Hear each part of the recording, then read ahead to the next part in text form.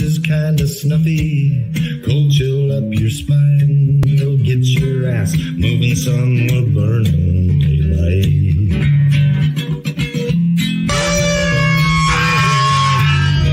Howdy there, I'm Matt McKinley and we're burning daylight. In the saddle till the job's done right. Welcome to Burnin' Daylight, the only podcast for the working cowboy.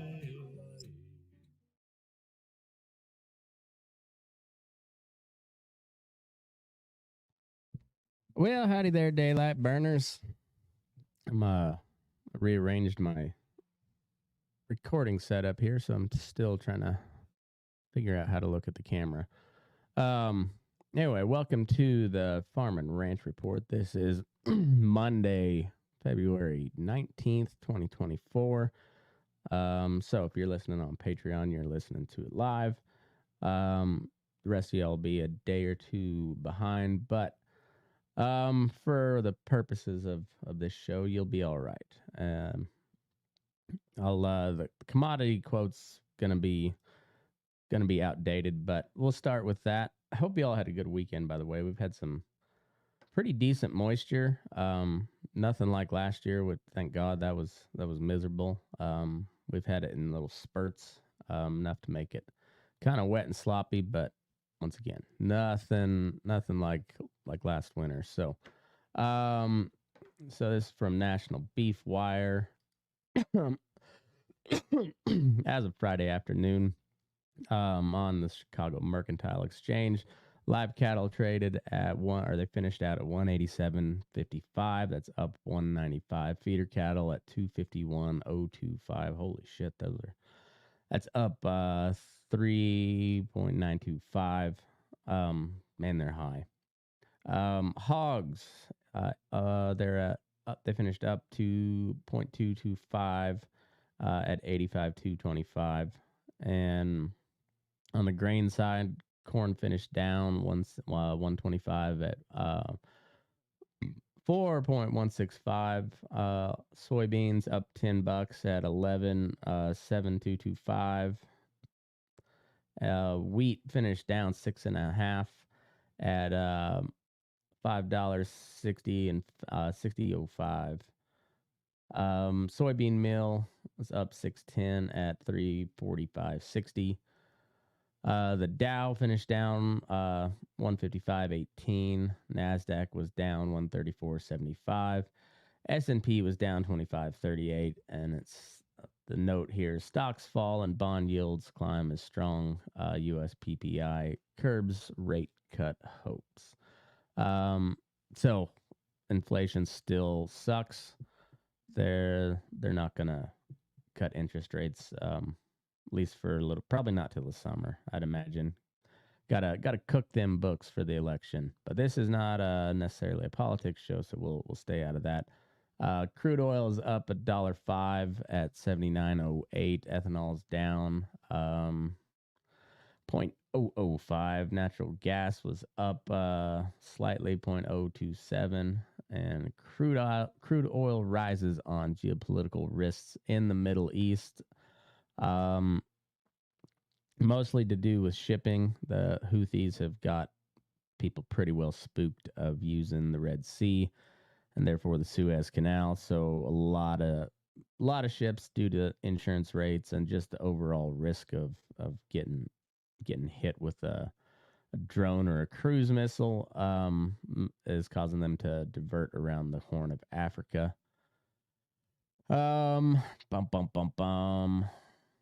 Let's see. Weather report: a fast-moving storm will produce accumulating snow from upstate New York into portions of New England today.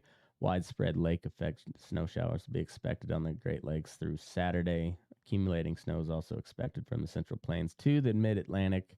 The West will remain active into early next week with several rounds of rain and mountain snow. So we were pretty low on snowpack this year. I think we're only at like 65% of normal. And then, we've been getting hit with this atmospheric river, or whatever the term is for it. And, the El Nino cycle hasn't let us down. It's pumping in some moisture. So we need it. Still a little bit lower. I think the southern part of the Southwest down in Arizona, they're kind of right around normal snowpack after this last round. So they'll probably have a good year. Um, Cattle trade, cash trades down $2 at 180. Thus far for Friday, the Southern Plains negotiated cash trade has been mostly inactive on light demand. Southern Plains' most recent live FOB purchases was Wednesday at $8 or 180. Nebraska, Nebraska negotiated cash trade has been mostly inactive on light demand. I swear I'm not drunk. I don't know why I'm getting the esh in there. The most recent live FOB purchases were Thursday at 180, with dress delivered purchases mostly at 287. Western Corn Belt negotiated cash trade has been slow on light demand. Most recent live FOB purchases were Thursday from 180 to 182, with dress deliveries traded at 285. Cattle on feed. It's been a while since I've done one of these reports, but the January numbers, cattle and calves on feed for slaughter market in the United States feedlots with capacity of 1,000 head or more totaled 11.9 million head as of January 1st, 2024. The inventory was 2% above January 1, 2023. The inventory included 7.2 million steer calves, up 2% from the previous year. I made that joke about glitching like Mitch, and it's wearing off on me. Glitched out trying to read 2023. I'm also just not a very good out loud reader, so bear with me. This group accounted for 60% of the total inventory. Heifers and heifer calves accounted for 4.74 million, up 2% from 2023. Placements in the feedlot during December totaled 1.7 million head, 4% below 2022. Net placements were 1.64 million head. During December, placements of cattle and calves weighing less than 600 pounds were 440,000 head. 6 weights were 410,000. 7 weights were 380,000. 8 weights were 279,000. 9 weights, 110,000 head, and 1,000 and up was 85,000. Marketings of fed cattle during December totaled 1.73 million head, or 1% below 2022. Other disappearance totaled 60,000 head during December, 11% above 2022. Drought monitor. Last week, another round of Pacific storms swept across the west, bringing rain and mountain snow, as I mentioned before. Storms left over 3 feet of snow in the northern Arizona mountains before dropping more of a foot of snow in the mountains of Colorado and New Mexico. After a slow start to the year, basin snowpack in the southwest has returned to near normal conditions. Southwestern states saw improvement to short and long-term drought conditions. In the northwest, basin snowpack remains below normal, with some of the worst conditions in the northern Rocky Mountains. So we are in this little corner of Nevada here. If you can see my cursor, there's Lake Tahoe, and we're down here. So we're in a abnormally dry, so not quite in a drought. Coming out of it, so like I said, the snowpack has increased over the past week or so, and looks like we'll continue to get some more. So it'll probably be a good year if I had to guess. Beef sales were down 19% from the previous week and 18% from the prior 4-week average. Beef production down 3%. And let's see what Dr. Andrew Griffith has to say on the livestock comments. One may even predict calf prices will not decline much seasonally in the fall due to the lower quantity of calves that will be available compared to the past several years. The market may be more intriguing. The market that may be more intriguing is the female market, including bred heifers, bred cows, and even open cows. Industry participants often come to an acceptable value on bred heifers, as this is a common transaction. Breeding stock's going to get really expensive, I would imagine, as as the drought tapers off. Um, it'll you can I would bet you can kind of expect a lot like was it 2014 towards the end of uh the drought in the Great Plains area really finally came out of it, and it was a bad drought, and cow herd was way down, and we're down even further than that now, and as uh as the moisture continues, being an El Nino cycle, it probably I can't predict the weather. I'm not a weatherman. I think I'd be good at it though. Just pointing over here. I think I'd be good at it. I don't have the tits for it anymore though, so probably out on that. It could be a radio weatherman though, but then you wouldn't get to point, and I mean you could, but nobody's gonna see it. So just do ninja moves while I'm reading the weather. Um. Anyway, that kind of does it for the market report. It's I don't know. It's low cow herd numbers. That's low supply, so it's not a huge surprise really that that cattle prices are gonna be high.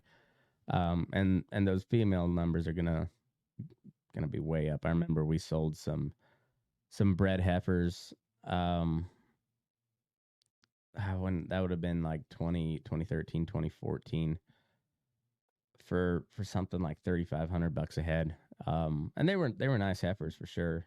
Bred to good bulls. Well, the bulls kind of iffy. They were all right, I guess. High dollar anyways.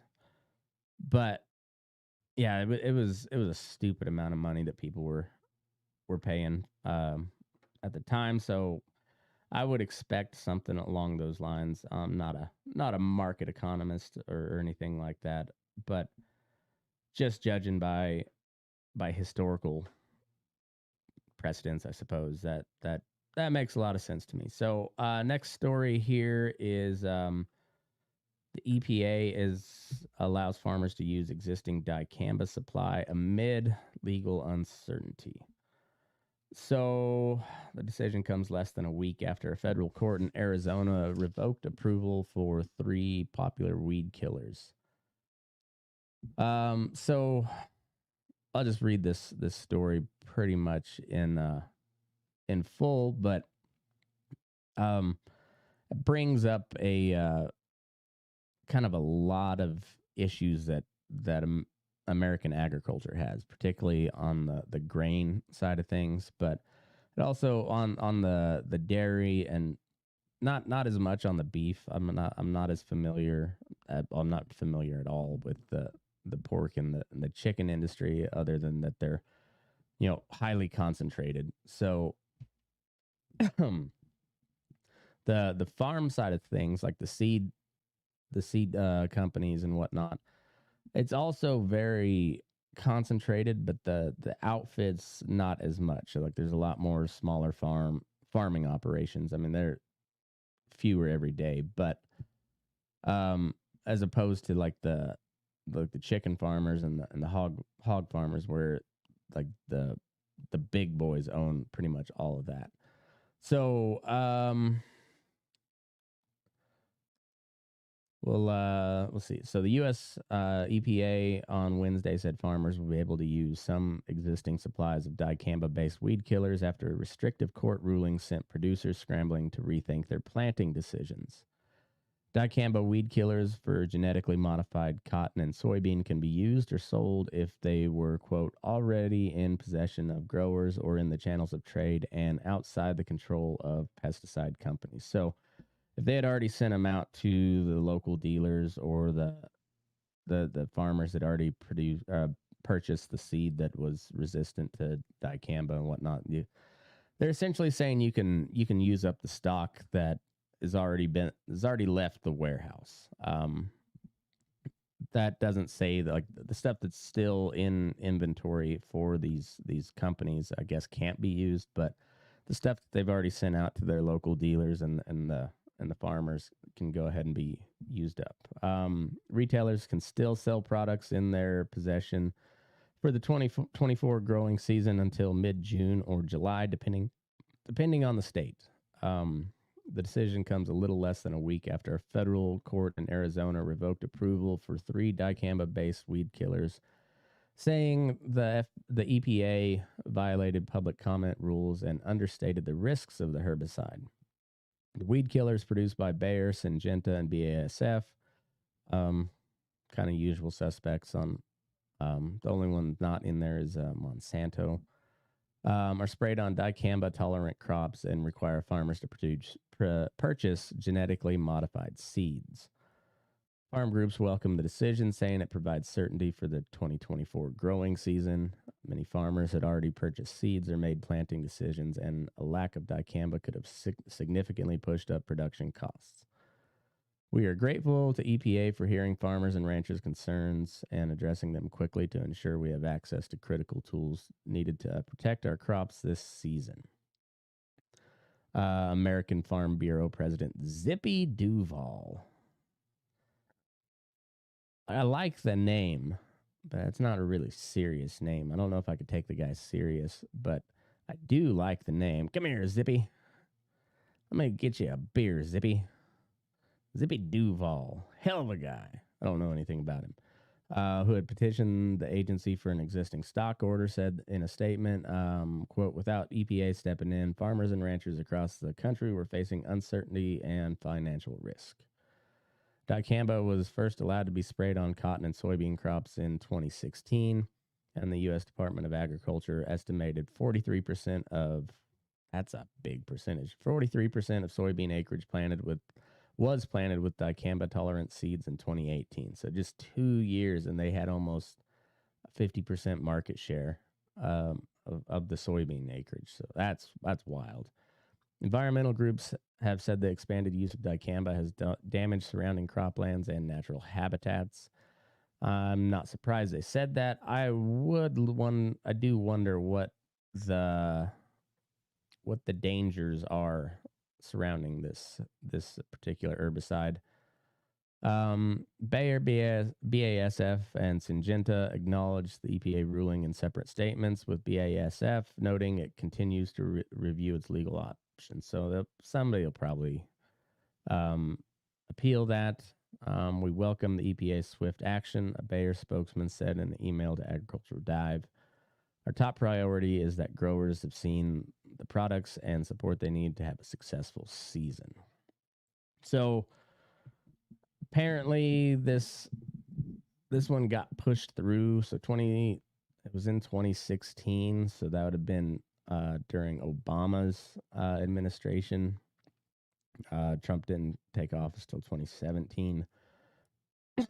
And I wonder if this was one that with Trump's EPA it would have not made it through. I find that hard to believe. Trump's the pro-business guy, so I would imagine he would want to push it through. I don't know.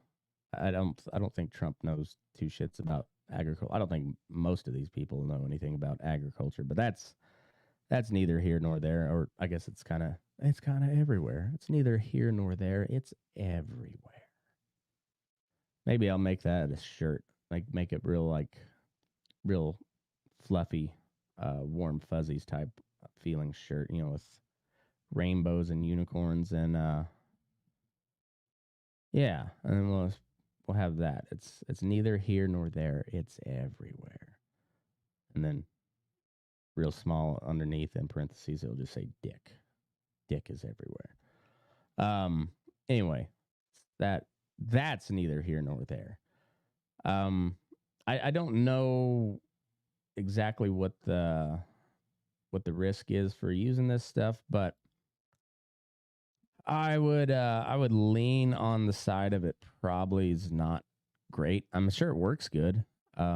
Roundup, glyphosate works really good, but it's also pretty sure it causes cancer.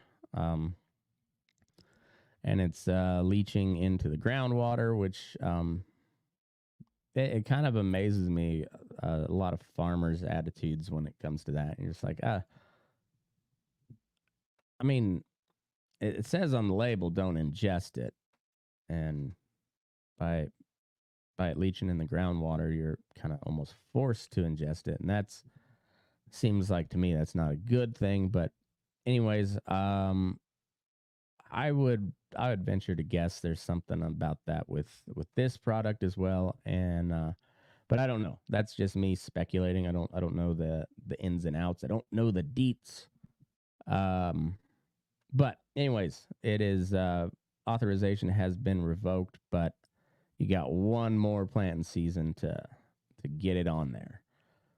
Moving on, the USDA launches the Climate Corps to advance sustainable agriculture. And all these Democrat presidents just want to be the next FDR and create all these programs that and just it's all government jobs. So it's just everybody who doesn't work for the government, and even people that do, like even though you're paid with stolen money, they'll steal money out of that too, so that they can continue to pay your salary and then all the other bullshit that we use. But it just this is another like a New Deal type, and they mention it in here several times. So the Biden administration will mobilize more than 100 young people in partnership with AmeriCorps to help farmers improve soil health and adopt climate smart production practices. Luckily, there's only 100. But anyway, so get ready for 100 different, probably fat, gender amorphous, purple, blue, green, some sort of wild color of hair, pronouns in their bio, probably introduce themselves with their pronouns, and will most likely get angry if you don't acknowledge the pronouns, just based on the hiring practices of the administration. This is what and there'll probably be a black lesbian in there that most likely will know nothing about agriculture. I'd venture to bet like 85 of the 100 or so, I would call it 85%, that they hire will know nothing about agriculture, but they're going to go educate the American farmer on sustainable practices. The Biden administration is recruiting the next generation of conservation leaders to advance regenerative agriculture and other climate smart farming practices across U.S. farms. USDA on Monday said it will create paid service opportunities for more than 100 young people to promote sustainable agriculture as part of the Working Lands Climate Corps. The initiative is part of the American Climate Corps, an effort to train more than 20,000 young people and prepare them for careers in a clean energy economy. That's lovely. Millions of Americans were put to work in the 1930s to restore the nation's public lands as part of the Civilian Conservation Corps. Now the Biden administration hopes to revive central components of the program to create workforce opportunities for a new generation. So it's just New Deal repackaged. Participants in the Working Lands Climate Corps will conduct outreach and educate farmers about the availability of assistance programs to help transition to climate smart agriculture. So this is from Ali Zaidi, National Climate Advisor to Joe Biden. Says, quote, USDA's Working Lands Climate Corps demonstrates how the president's historic initiative is on the front lines of addressing some of the most urgent challenges facing our agriculture committees, ensuring that farmers and ranchers continue to play a central and growing role in developing an innovative climate solutions. The first cohort of members will serve with state and local organizations that support the adoption of climate smart agriculture practices. The National Association of Conservation Districts will organize trainings for Corps members on topics including climate smart agriculture practices, conservation and resilience planning, and environmental justice. and outreach to farmers and rural communities. So there you go, environmental justice, which means you gotta get all the gays in there. You gotta get all the browns, but not the ones that work in the field, but the other browns that are doing outreach or something. You gotta get the blacks in there. Same way though, not the actual working farmers, black farmers or farmhands. No, it'll be some college educated sociology degree or gender studies or whatever liberal arts degree there is, and they'll be preaching to you constantly about equity and carbon credits or something. Who knows? Who knows what this training is going to be? But I bet you it'll deal with just about everything except farming and ranching. Would be my guess, anyways. Call me cynical, but that'd be my guess. USDA is one of the 7 agencies that signed a memorandum of understanding to create the American Climate Corps, an initiative which puts young people on the paths to jobs in conservation, clean energy, and climate resilience. Climate resilient. What does that mean? Like, we should be teaching human resilience because the climate is what it is. I mean, maybe we have some effects on the ground, but we don't really change the weather, as far as I know. People can correct me if I'm wrong on that, but like I said, I've used this example many times, but I think I stand by it. It's pretty demonstratable event in human history where we definitely made the effects of the weather way worse than they would have been normally, with the Dust Bowl plowed up all the topsoil in the Great Plains, and then the rain shut off and the wind turned on, and it was real shitty for about a decade, longer, but the real bulk of it lasted about a decade, and that it was not good, not good. I mean, so much so that it really made an impression on the people that lived through it. I mean, it's part of culture in the Great Plains. So, but I don't know what climate resilience means. Like, the climate's going to do what it does. I think we should be teaching, like, I think climate resilient farming, maybe. I mean, that, like, drought resistant crops, all that, water retention,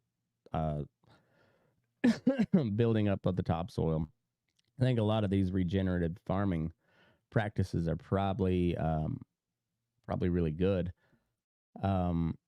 But you can kind of count on when the federal government gets involved, they're gonna fuck it up somehow.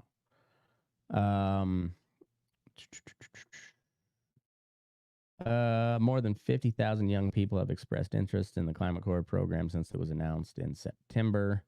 Bet you they're all activists. USDA's Natural Resources Conservation Service is spearheading the Working Lands program in partnership with AmeriCorps, the Corps Network, and the National Association of Conservation Districts. Born amid the Dust Bowl crisis of the 30s, Civilian Conservation Corps revitalized farmlands across the nation. Today, farmers are facing a new threat: climate change and droughts, said AmeriCorps CEO Michael Smith, adding that the program will, quote, mobilize Americans across the country to restore soil health, promote sustainable farming practices, and tackle the disproportionate impacts that climate change has on the farming industry and our food. What sounds like you could get just based off of the Dicamba stuff, one of the things you could do is make sure that the EPA and the FDA and all these organizations that are supposed to determine whether stuff is safe could do a better job of actually determining whether stuff is safe. So then you don't have this crisis where you have almost half of the soybean growers, almost half of the acreage shift over to to these seeds that are dicamba resistant, only to have the rug pulled out from under them, 7-8 years later, which is what happened here. And I don't really blame the farmers on this, because they're going with what they know. Like, hey, this is gonna really save a lot of time, save a lot of money, and I get that 100%. And they're going off the fact that the EPA pushed it through, and now it's considered safe. It's approved for use, and now just nope, no sir, you guys didn't do it right. And I won't be surprised if it gets if they go ahead and put it back on the market at some point. But I don't know. That seems like a bigger issue than than a lot of this stuff. Like, that would make more of a difference than sending 100 lefties out into rural America to get mad at a bunch of old farmers because they don't use your pronouns, and they don't want to hear somebody who's never worked on a farm lecture them about the virtues of sustainable regenerative farming or whatever. Like I said, call me a cynic, but I imagine that one's gonna be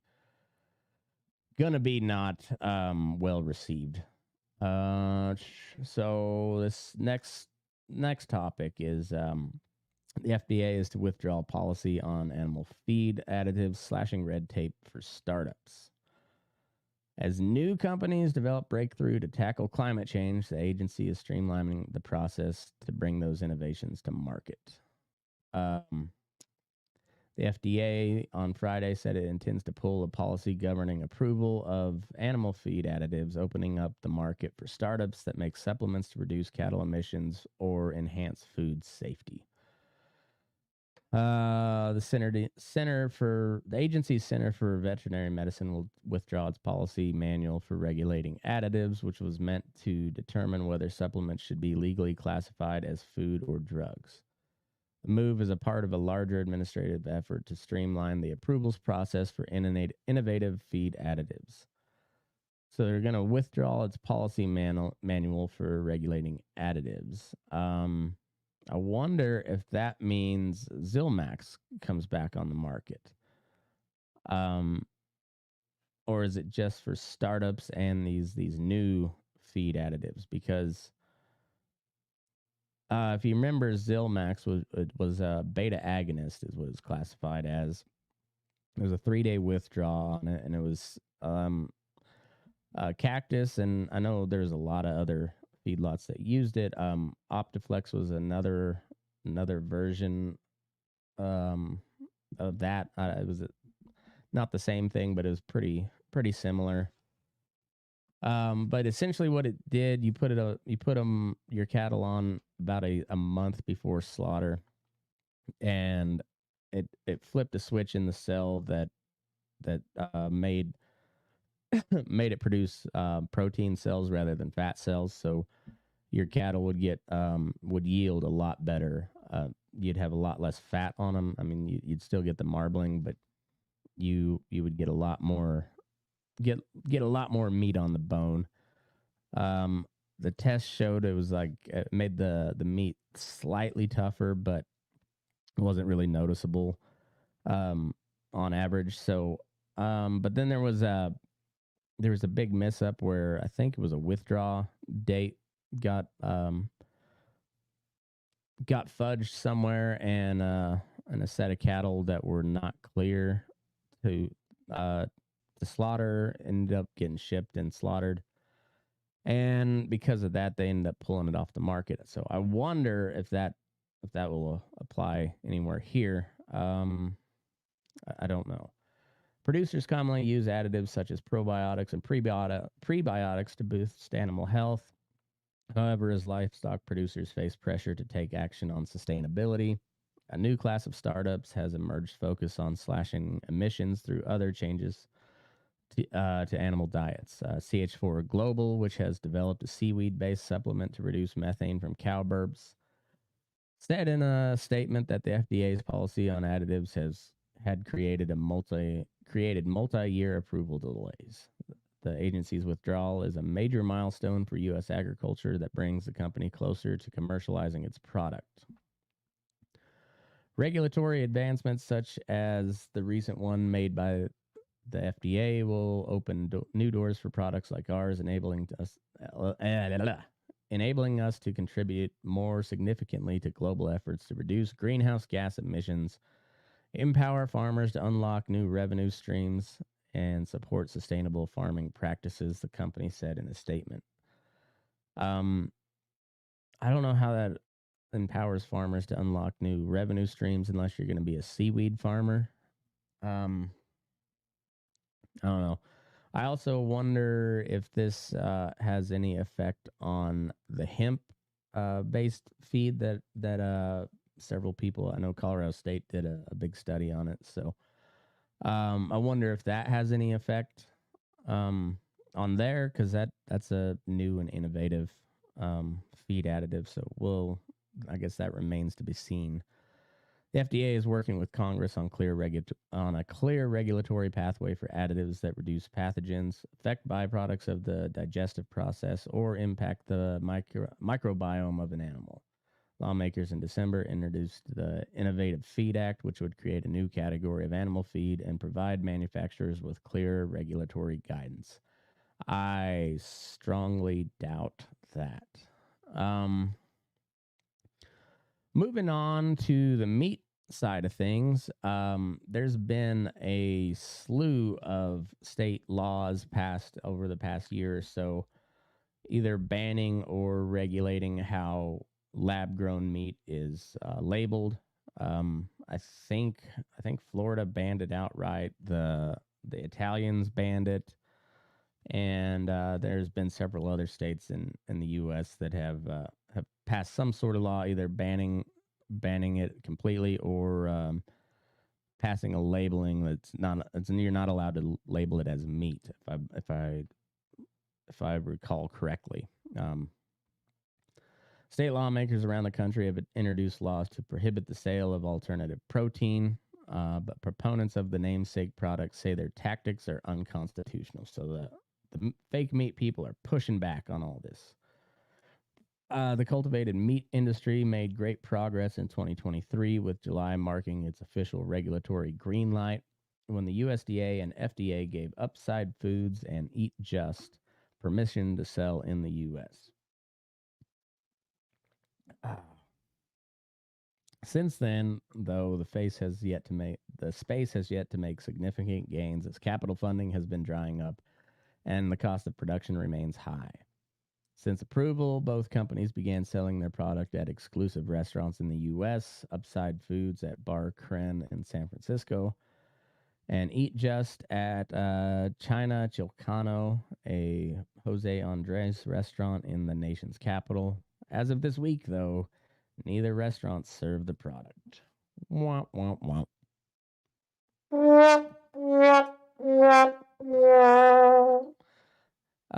Since the industry's first introduction on the market, consumer education has been high on the list when it comes to priorities, and recent backlash from both legislators and organizations may show that companies have a lot of educating still to do. A growing list of states have introduced legislation that focuses on the labeling of cultivated meat. Arizona was the most recent to do so in January with a bill that sought to prohibit the labeling of any products as meat that is not derived from livestock or poultry and instead were produced in a laboratory from cultured animal cells. This reflects so this is from Jack Hubbard, the executive director for the Center for the Environment and Welfare. This reflects a growing chorus of voices concerned about lab-grown meat, the lack of long-term health and nutritional studies, and the use of immortalized cells. Immortalized cells. That's a weird term. Immortalized. So they don't die?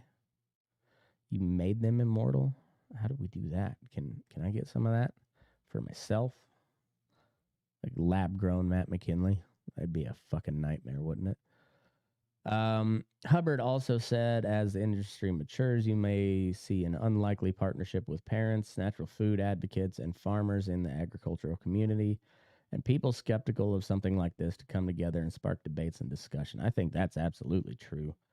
Um, I've I've noticed a lot over, and I've been talking about it for shit coming up on 5 years now. I've been doing this podcast, and I remember pounding the table early on in some of these episodes about the direct to consumer stuff, because I'm just I saw a clear market adjustment where people are starting to get more and more distrustful of the big conglomerates. Whether it's Walmart or Kroger or McDonald's, any of this stuff. And then also of the USDA and who sets the nutritional guidelines for the school lunch program and all that stuff. We had the food pyramid growing up, which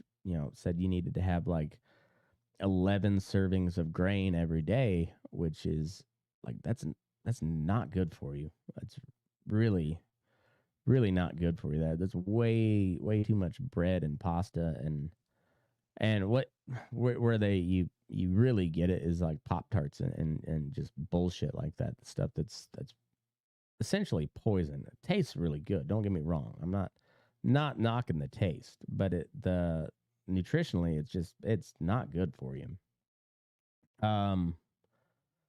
But I've become way more hippie-ish when it comes to my food over the past several years, because you look around and you see the amount of people that are just like truly obese, like the amount of people on little motor carts in the electric scooters in Walmart and the grocery stores, and just the amount of overweight people in general, just fat people everywhere. And maybe I'm fat shaming. I think maybe we need some more fat shaming, but I'm not trying to talk shit really. I'm just saying that it's true. It's very noticeable when you get out and about. And so I've made it a concerted effort to not allow my kids to eat a whole lot of that nonsense, because I don't want them to have childhood obesity. And and then made a concerted effort to focus on physical fitness, because it helps you live longer, and you're able to do more stuff. It's like there's literally no drawback to it.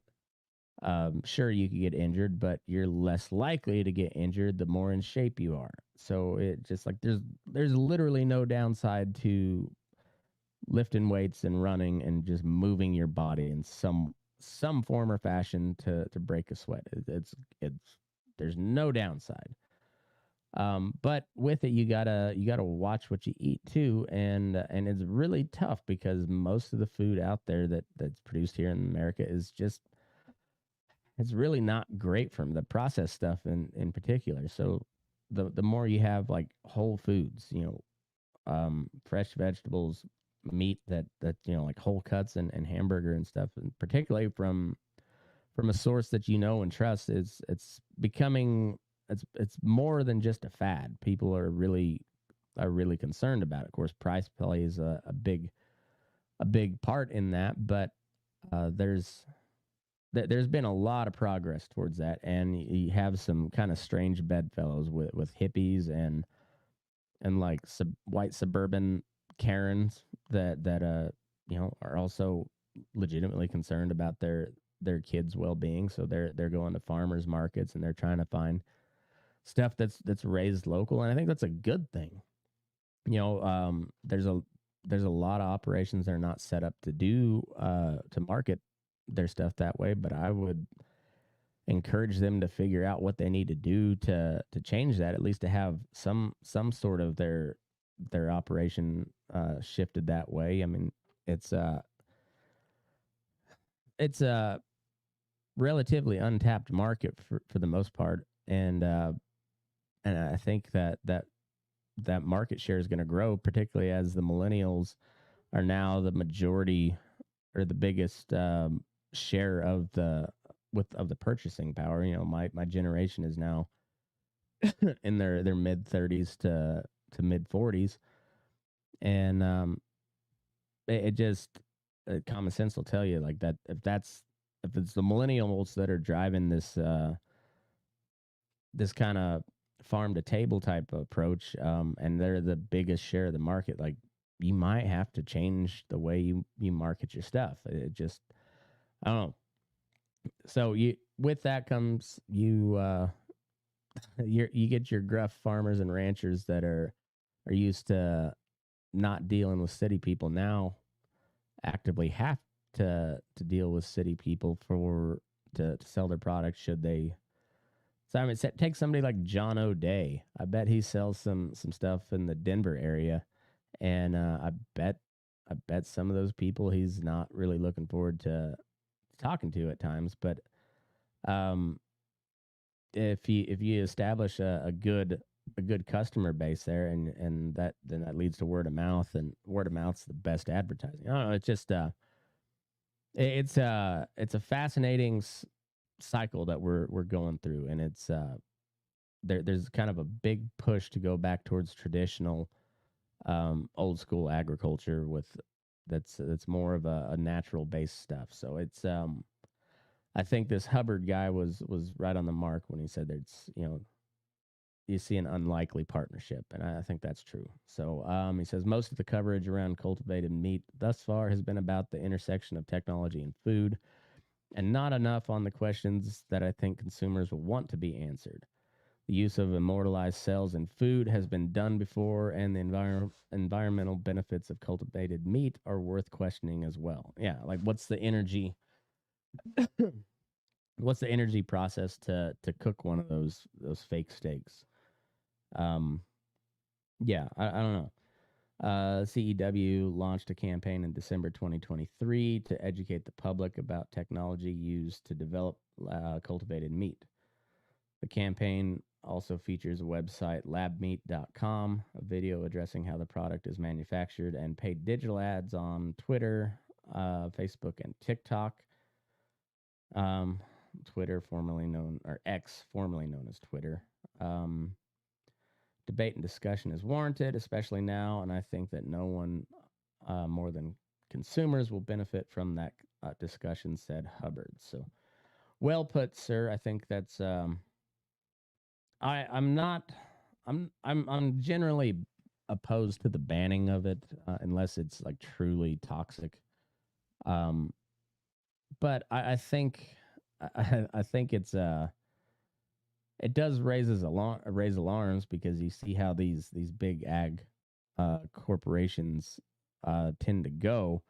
They find something that's cheap, and then like it makes a lot of sense for these packers to invest in this technology, because if they can just grow their own meat in these labs, then they don't have to deal with the cattlemen anymore, and that's the biggest thorn in their side is the cattlemen. And granted, they've gamed the system so that it. I mean, even the cattlemen are not much of a threat to them anymore because the system is so rigged in their favor. But yeah, if they don't have to deal with them at all, I'm sure they'd love that. And then it just that leads to a whole set of problems. I mean, but it could lead to the like a whole separate like sub market of traditional meat products where they actually come from an animal, or the animal is grown rather than just an individual cut of meat.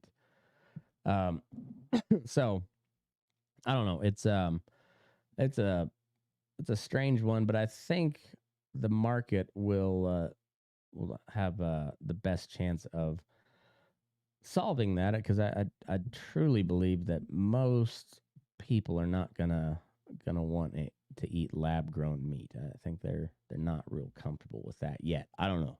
I could be wrong, but I think the uphill side is on their end rather than people that that grow meat animals. Moving on, this one's kind of gross. But I mean, it's Tyson, so what'd you expect? Tyson rejects shareholder call for an audit into child labor allegations. Despite an investigation from the U.S. Department of Labor, critics have accused the meat and poultry processing giant of not taking the claims seriously enough.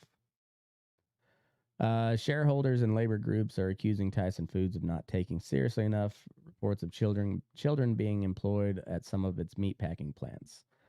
The meat and poultry processing giant, along with competitor Purdue Farms, are under federal investigation for alleged violations by the U.S. Department of Labor.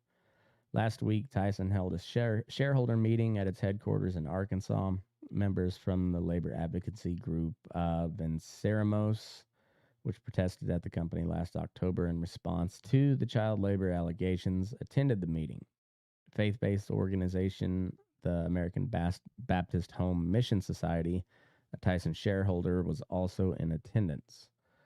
Both groups demanded the company conduct an audit into child labor at its plants and provide more transparency about how it is combating the issue. Quote, the recent revelations of illegal middle school child labor in Tyson's plants, performing and being injured from hazardous cleaning duties, combined with allegations of vulnerable immigrant children catching chickens at Tyson's contracted chicken farms, are unacceptable, the ABHMS said in a statement. I was just picturing a little Guatemalan kid just furiously chasing chickens around in one of those big chicken houses. It's not funny. It's sad. It's kind of funny. The image, anyways. But as far as this goes, like they're essentially using child slave labor to clean their plants. It's a contractor that hired on, and they found like a 13-year-old girl that got injured while doing like a late night deep clean of the plant, if I remember correctly. And that could be speculation on my part, because just from my personal experience in the meat packing industry, is it was for a company that produced lean, finely textured beef for pink slime. I wasn't in the kill plant itself, but when we did the cleaning of our plant there, it was at like 4:00 in the morning, and yeah, and it was all people who were of age that worked there at the time. It was like a 13-year-old girl, and the chemicals they use are really pretty dangerous. I mean, you got to have like a full wetsuit, and chemical resistant wetsuit. You got to have goggles. I mean, the whole 9 yards, because it's very caustic chemicals. So, yeah, and who knows where this girl came from? Like, did she get smuggled across the border by a coyote? Did she get put together with a random assembly of people that resembled a family, and so they get preferential treatment at the border, and then she gets picked up on the other side by some sleazy asshole that has a contract with these Tyson plants, and they don't really care how he gets his labor. They're just like, here, we're gonna pay you. You bring the crew in and do your thing. And it turns out there's a bunch of illegal immigrant kids doing the work. Like it's pretty fucking gross. And you see it a lot in the dairy business too, with their, I mean, they're heavily dependent on migrant labor, or immigrant labor, and a lot of times illegal immigrant labor. They're not, maybe they're checking papers, but chances are these people have somebody else's papers. It's a whole deal. I mean, it's an ugly business. Different parts of the ag business. So, and this is just just one example. But at the meeting last Thursday, Tyson investors voted not to conduct a further audit into its child labor prevention efforts, and a majority voted against the proposal. Magali Lacoyi, the director of Vencermos, said in an interview that Tyson did not engage with investors who wanted to ask questions about the proposed audit at the meeting. She also stated the company did not provide paper to write down questions. It's pretty much just 20 minutes, chop, chop, chop. It's all done, Lacoyi said. It's not really a space for the company to engage with investors. In an emailed statement, a Tyson spokesperson dismissed Verisemo's allegations. The company characterized Lacoyi's assertion that there were no pens and papers available for attendees as simply false.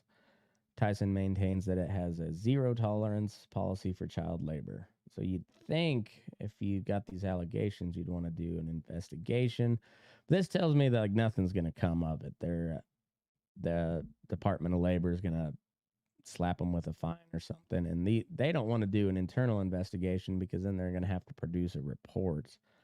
So they just vote that down and let the Department of Labor do what they're going to do, and some palms will probably get greased, and Tyson will get a little slap on the wrist, and they'll continue operating as normal status quo. So that would be my guess. Next story here is Congress must act on Prop 12 to avoid chaos in the marketplace, says Secretary of Agriculture Tom Vilsack. The Agriculture Secretary expressed doubt that lawmakers could effectively tackle the issue without running into difficult questions about states' rights. This is an interesting one. So Prop 12 was that measure in California that it was a referendum or state question, and so the voters passed it, and it outlawed farrowing crates in pork, and then it was taken to court and eventually went up to the Supreme Court, where they ruled in favor of California on Prop 12, and saying, well, we'll get into the story here. They discuss it a little bit. The U.S. meat market could descend into chaos unless federal lawmakers take action on state animal welfare requirements, such as California's Prop 12. Agriculture Secretary Tom Vilsack said at a congressional hearing on Wednesday. Proposition 12, which governs housing requirements for pigs, was approved by California voters in 2018 and upheld by the Supreme Court in 2023. As more states regulate farm production practices, there is a possibility of 50 different sets of rules and regulations, which obviously creates concerns for producers, Vilsack said. If we don't take the issue seriously, we're going to have chaos in the marketplace, Vilsack said, because there's nothing preventing any state from doing what California does.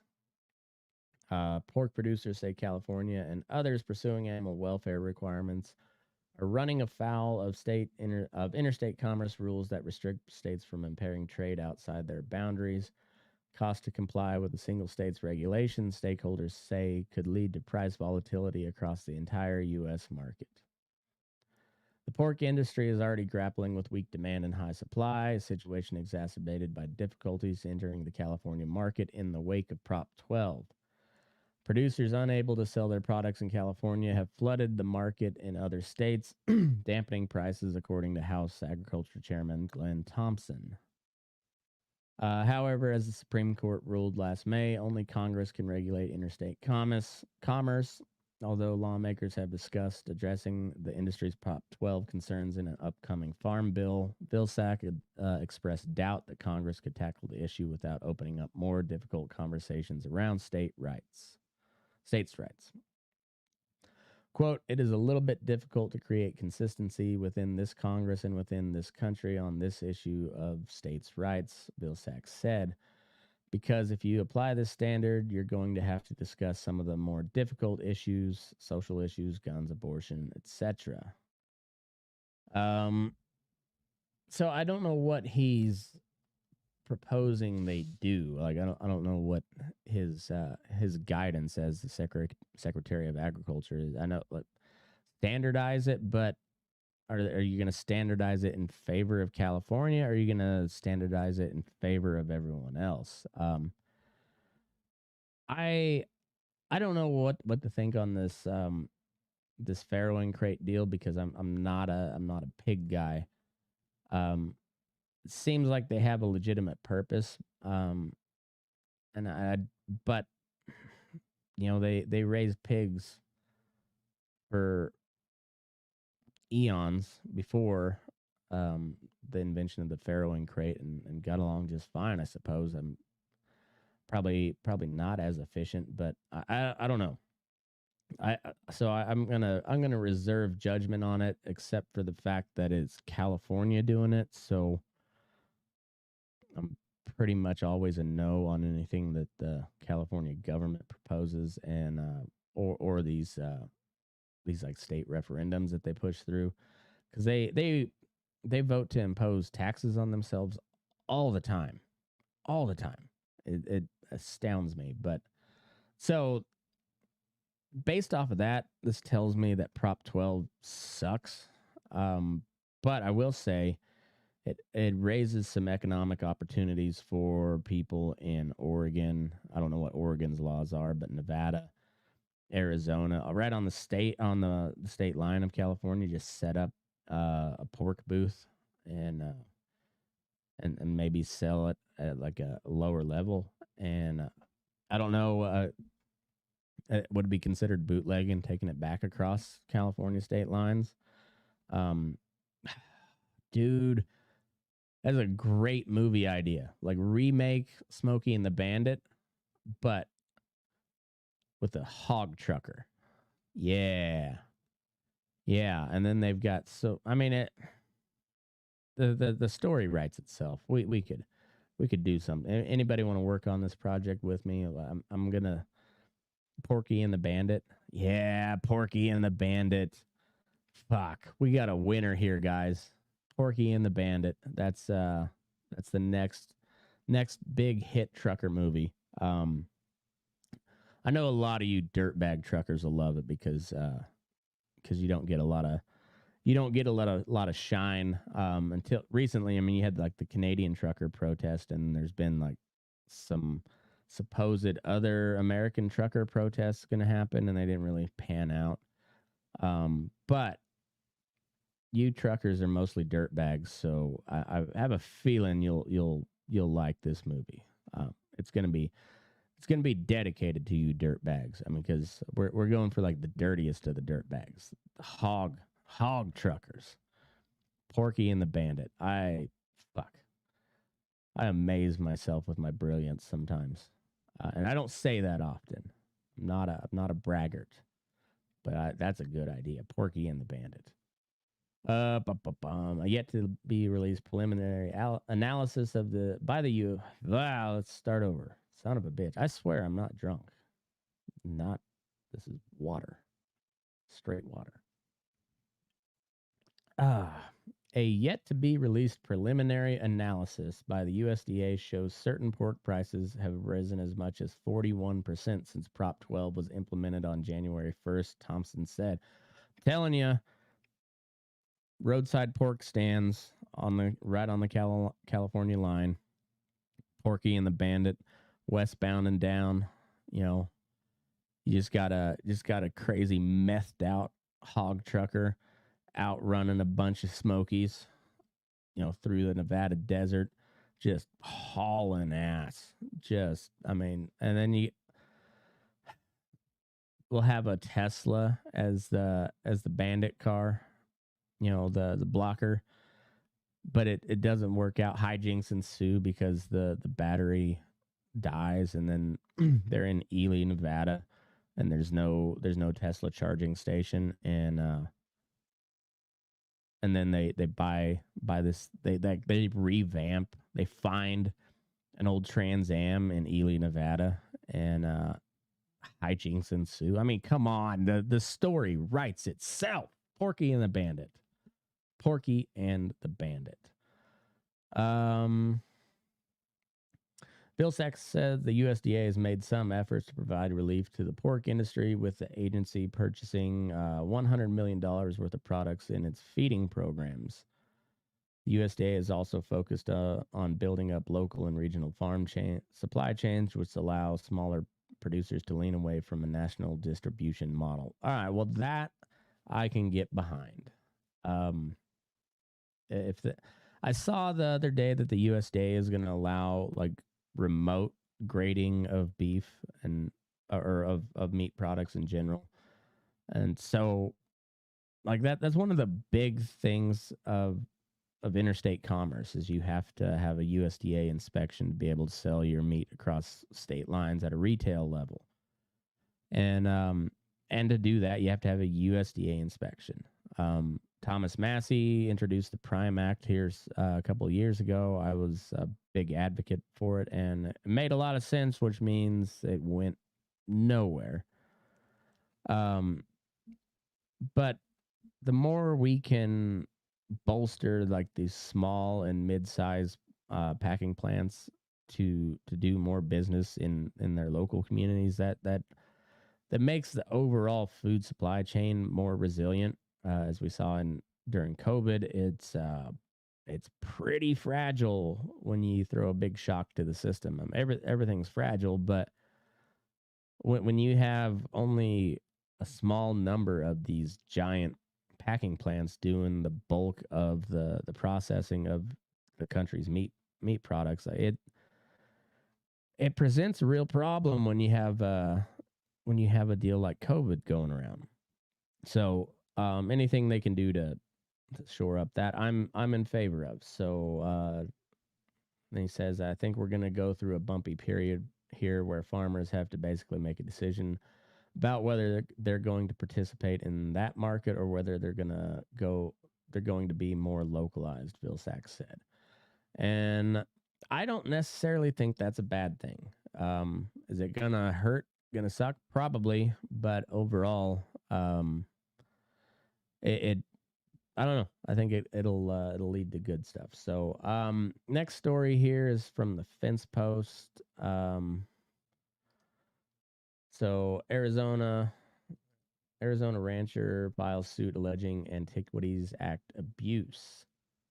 Arizona rancher Chris Heaton of the Y-Cross Ranch has filed a suit in the U.S. District Court against the Biden administration, claiming their use of the Antiquities Act to designate 1 million acres of land in Arizona as a national monument. Heaton owns his family's 48,063-acre ranch, much of which is within the 917,618-acre Ancestral Footprints Monument. Pacific Legal Foundation attorney Frank Garrison said the purpose of the Antiquities Act is to protect sites such as Native American archaeological sites and not, quote, to give presidents unlimited power to declare vast swaths of land and sea out of bounds for productive use, end quote. This is from Rachel Gable. She's got I forget what her podcast is called. It's an ag podcast. I listened to a couple episodes. Pretty decent. Let's see if I can find it here. I subscribe to too many podcasts. I don't listen to a lot of these, but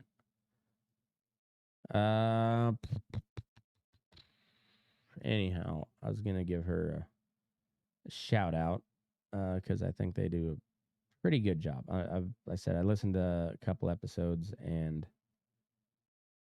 then I haven't listened back to it since. But the two that I listened to were pretty good. There we go. It's called the Pro Ag Podcast. So shout out to her. She's been doing a lot of good reporting on the wolf situation in Colorado, which I didn't cover today, but it's on my radar. I will continue to report on it as stuff comes up. I know there's been sightings and such of those collared wolves in Moffat County, which is quite a ways from where they were released. So maybe that'll be a story I'll bring back up next week. So I'll stay tuned for that. The Antiquities Act of 1906 has been used by presidents of both parties as an instrument to preserve and protect critical, natural, historical, and scientific resources on federal lands. After signing it into law, President Roosevelt used the Antiquities Act 18 times to establish national monuments. Those first monuments included what are now known as Grand Canyon National Park, Petrified Forest National Park, Chaco Culture National Historic Park, Lassen Volcanic National Park, Tumacacori National Historic Park, and Olympic National Park. According to the Department of the Interior, since President Roosevelt, 16 presidents have used the act over 150 times to establish or expand national monuments. Congress may also pass legislation designating national monuments. Currently, the National Park Service manages 83 national monuments. Bureau of Land Management administers 25, blah, blah, blah. According to the act, the president is to reserve, quote, the smallest area compatible with the proper care and management of the objects to be protected, end quote. Congress limited the president's authority by requiring congressional authorization for extensions or establishment of monuments in Wyoming. Litigation led to the Wyoming statutory prohibition in 1950 after displeasure with Franklin Delano Roosevelt proclaimed Jackson Hole National Monument in 1943, which later became Grand Teton National Park. According to a release from the Pacific Legal Foundation, in creating the Ancestral Footprints National Monument, President Joe Biden designated entire landscapes, species, plants, and many other objects that go well beyond the scope of the Antiquities Act. This loose definition of object is far beyond what the Antiquities Act permits. The million acres encompassed by the monument flouts the Act's limit on the size of such designation. Quote, when the Supreme Court declined to hear a previous case challenging a similarly excessive monument designation, Chief Justice Roberts sounded the alarm, noting that a statute permitting the president in his sole discretion to designate as monuments, landmarks, structures, and objects, along with the smallest area of land compatible with their management, has been transformed into a power without any discernible limit to set aside vast and amorphous expanses of terrain above and below the sea, end quote. In Heaton's suit, he alleges, quote, severe regulatory burdens and the threat of criminal penalties for engaging in everyday conduct on the ranch, end quote. The suit claims the proclamation does not satisfy the Antiquities Act's smallest area compatible requirement. The president's action raise highly political and economic issues and transcend any discernible limit on his authority under the Antiquities Act. And the Antiquities Act cannot delegate the president, quote, power without any discernible limit to set aside vast and amorphous expanses of terrain, end quote, as a national monument. Pacific Legal Foundation said, in addition to the new regulatory power that comes with the monument designation, the Antiquities Act threatens criminal penalties for harming or removing any protected objects within the 1 million acre monument. The monument will undermine and perhaps eliminate Heaton's ability to earn a livelihood from the land. All the while, he faces fines and jail times for simply using public and private property, as his family has done for more than a century. PLF said exceeding limits of the Antiquities Act is simply an abuse of presidential power. According to the suit, the proclamation exposes Heaton to criminal penalties if he appropriates, injures, destroys, or removes any feature of the monument, which includes any object listed but undisclosed within the 917,618 acre designation, including landscapes and anything on those landscapes, end quote. Examples of daily ranch operations that qualify as criminal include removal of tamarack trees to prevent root siphoning from springs, maintenance and clearing of earthen ponds, using 3 of the water sources on the ranch for cattle, grazing the grasslands on his ranch, including a ridge named as a protected object that is partially on Heaton's private property, and any removal of rocks or grass from the area. Heaton is seeking a permanent injunction. So it's classic lawfare where you just criminalize everything and prosecute it selectively, but where they took almost 1,000,000 acres and then they said, "Oh, that desert backdrop is a national monument, so you can't take that rock and move it over here. You can't take it home. You can't clear out these trees, even though they're using a bunch of your water, and they're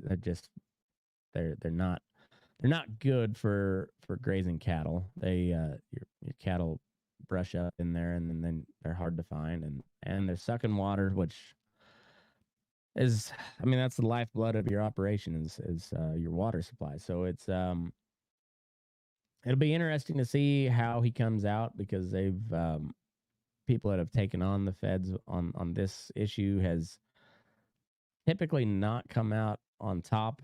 I know Trump did a little bit to kind of roll this back when he was president. I don't, but then his interior secretary, I think he was like a Navy SEAL or something, Zinke. He got caught up in some ethics violations or allegations, and typical politician shit. So who knows? We'll see how this goes. But last story that I've got, a couple stories, anyways. Same topic. Talk about the European farmers, because they have gone like full revolt on the EU. So this is from Reuters. Tractors roll into downtown Prague as Czech farmers join protests. This was February 19th, so that's today. Hundreds of Czech farmers drove their tractors into downtown Prague on Monday, disrupting traffic outside the agriculture ministry as they joined protest against high energy costs, stifling bureaucracy, and the European Union's Green Deal. Farmers across Europe have taken to the streets this year, including in Poland, France, Germany, Spain, and Italy, to fight low prices and high costs, cheap imports, and EU climate change constraints. Czech farmers are planning to join protests this week, although major agricultural associations distanced themselves from Monday's action, in which tractors blocked one lane of a major road through Prague, slowing but not completely snarling traffic. Several hundred whistling and jeering protesters gathered outside the agricultural ministry, yelling "Shame" and "Resign." We came today mainly because of the bureaucracy around farming. The paperwork is on the edge of what is bearable, said 28-year-old farmer Lucas Melichovsky said while in the line of tractors. Another Tim will love this one. I'll have to tell him to listen to this. But another farmer, Wojtek Schwartz, said cheaper imports did not face the same scrutiny as domestic production. Quote, they have a different starting line because we are overseen by 1,000,000 officials. End quote. The government has said the organizers of Monday's demonstration have little to do with real farming. Well, they got tractors. I mean, they do look pretty new and shiny, but that's not new for farmers. They like their tractors shiny. Quote, today's demonstration does not have much in common with the fight for better conditions for farmers. Prime Minister Peter Fiala said on X social media platform, adding some of its organizers were pro-Russian and had other political aims. Of course, you gotta throw the Russian boogeyman in there as well. We are negotiating with those who represent farmers, Fiala said, meaning the giant companies. The Agrarian Chamber, or AK, plans protests alongside other European farmers at border crossings on Thursday and was not part of Monday's tractor protest. Its main complaints are EU farm policy, market distortions, and low purchase prices coming from surpluses amid cheap imports from outside the bloc. Farmers also complain of costs associated with the EU's climate change fight laid out in the Green Deal, which sets out agricultural regulations for the bloc's 27 members for decades. Quote, farmers are desperate in this hopeless situation and do not know what they should expect in the near future, let alone the distant one, AK President Jan Dolezal said last week. I wonder if he's related to Rachel Dolezal. Could be. She's white. She pretends to be black. Apparently she's got an OnlyFans now too. Anyway, that's a different story. Well, maybe we'll bring that up on Fence Post Politics. In Slovakia, farmers were due to protest this week to push the government to help the sector, angry over late subsidies, uneven aid, or cheaper non-EU imports, including from Ukraine. Tractors took to the streets, took to some streets already on Monday, with TASR news agency reporting farmers had blocked the main border crossing between Ukraine and Slovakia for 1 hour. Earlier this month, Polish farmers blocked roads across the country and at border crossings with Ukraine, kicking off a month-long general strike to protest against EU policies. So, from what I gathered, Ukraine produces a ton of wheat. They are not in the EU. Like, they're working on becoming part of the EU. Probably we'll see how this war ends up, but I won't be surprised if at least part of what we now know as Ukraine ends up joining the EU. But all the other EU countries are, I mean, you kind of have to think of it like the U.S., like the United States government. So you have the 50 states, which have their own sets of laws, but then they're all governed under the umbrella of the U.S. Constitution, which is facilitated by the federal government, where these are all independent countries, which is what the states initially were in the United States. Still, a lot of people consider it that, but that's neither here nor there. But so you have all these independent countries like France, Germany, Spain, Slovakia, Czech Republic, Sweden, all of them. They have their own laws within their country, but then they're governed under the umbrella of the European Union, which acts like kind of like the federal government here, I suppose, is the best way I could put it. So, and this is from Euractiv News.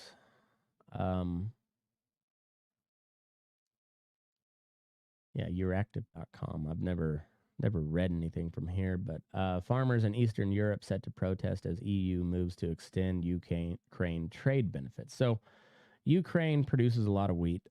Traditionally, most of it goes to like Africa, but they're having this war, particularly over the Black Sea. Like, Ukraine wants Crimea back.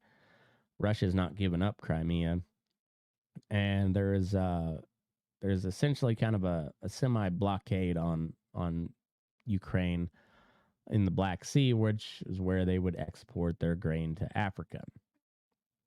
Now they're selling it into the EU, and the EU is allowing it to essentially flood the European market, which drives the price of grain way down, and it hurts their own farmers. And that's what these protests are about. Plus all the climate change bullshit.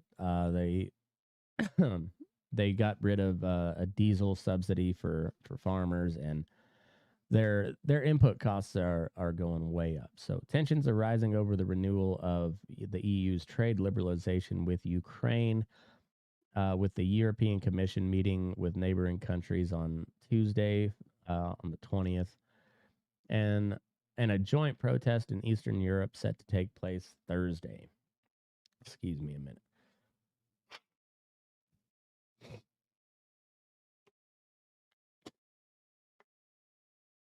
The EU is moving towards extending trade liberalization with Ukraine, the so-called autonomous trade measures, and many farmers have raised concern about Kiev's agricultural products flooding the EU market. Eastern Europe is the hotspot of the protests. Following blockades on the Ukrainian-Polish border, Slovak, Hungarian, Lithuanian, Latvian, and Czech farmers are coordinating with the Polish to take to the streets on Thursday. The EU-Ukraine cooperation platform set up in 2023 and bringing together Ukraine, Bulgaria, Hungary, Poland, Romania, Slovakia, and the European Commission will meet on Tuesday. These countries have been most affected by the influx of Ukrainian products with particular sensitivities around poultry, eggs, and sugar. I thought it would have been wheat, but I guess I was wrong. Shows you how much I know about European agriculture. As such, the EU executive introduced safeguard measures, including an emergency brake in case the influx of those products from Kiev goes beyond the average import volumes in 2022 and 2023. Several EU farmers' organizations are calling for the extension of the safeguard to cereals, oilseeds, and honeys with a pre-war reference period. Contacts continue between the Commission and all the affected member states. European trade spokesman Olaf Gill said on Monday, adding that the group would try to find, quote, lasting medium to long-term solutions within the coordination platform. Forum was set up last June by the EU executive to, quote, improve the flow of trade along the corridors, end quote, in neighboring countries. To date, several unilateral bans on Ukrainian products remain in place in Slovakia, Hungary, and Poland. In the first debate on the renewal of trade,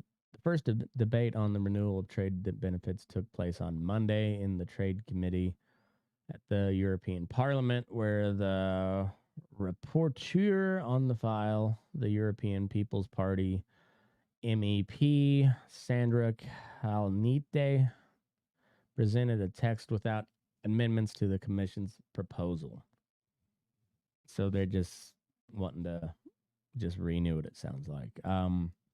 During the meeting, several MEPs questioned the timing of the Commission's proposal. The Commission prepared this proposal at the very last minute and threatened us with the prospect of the current measures expiring, said Marek Belka, Vice President of the Socialists and Democrats Group for Trade. Similarly, Romanian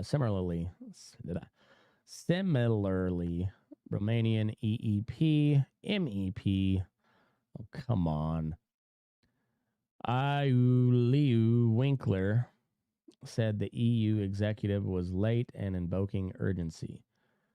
The possibility of improving the Commission's proposal without amendments has drawn sharp criticism from farmers' organizations across Europe. On Wednesday, it will be the turn of the EU countries to discuss the issue. According to the diplomatic sources, a wide majority of member states do not want to amend the proposal either. So they're just like, nope, we're helping Ukraine and fuck you, farmers. That's we gotta stick with Ukraine. Anyways, it's pretty dicey over there. They those farmers are pissed. So it'll be really interesting to see how this all plays out. In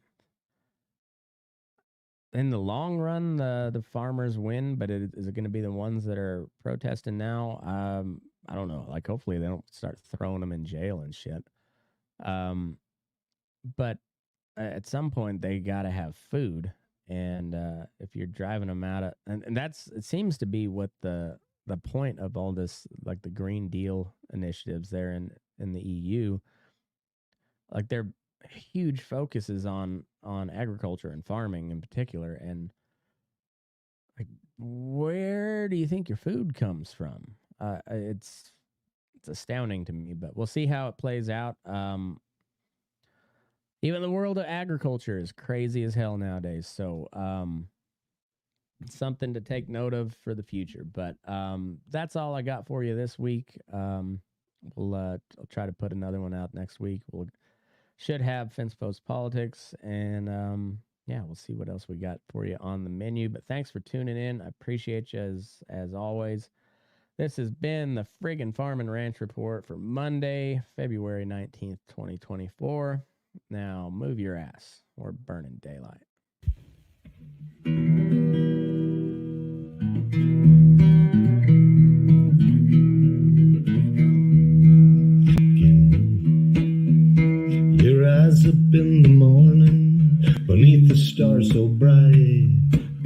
Pull your hat down, make sure your cinch is tight. Horse is kinda snuffy, cold chill up your spine. We'll get your ass moving, son, we're burning daylight.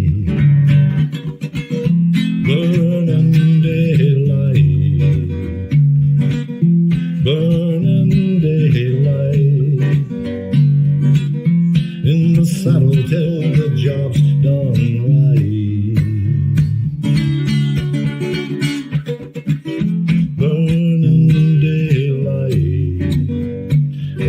Is just together, and you won't catch 'em all. But when you ride through the gate, make sure you sit up tall. I can see the horizon, it's looking pretty bright. Well, get your ass moving, son, we're burning daylight.